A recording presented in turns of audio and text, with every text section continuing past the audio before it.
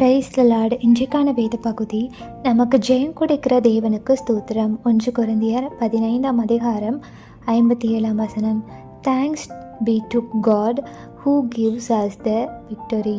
1 Corinthians chapter 15 verses 57.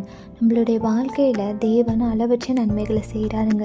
முக்கியமாக நம்ம இன்றைக்கி வாழ்கிறது கூட அவருடைய கிருபை தான். அதுக்காக கூட நம்ம டெய்லியும் அவருக்கு நன்றி செலுத்துகிறவர்களாக இருக்கணும்.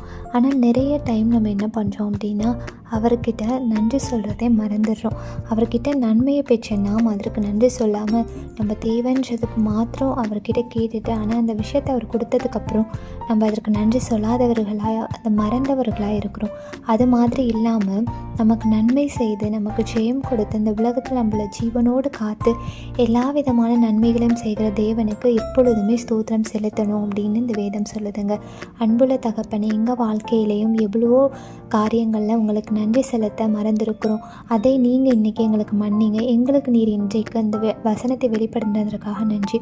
ஒரு நாளும் உமக்கு நன்றி செலுத்துகிற பிள்ளைகளாக எங்களை மாற்றும். இயேசுவின் நாமத்தினாலே ஆமேன்.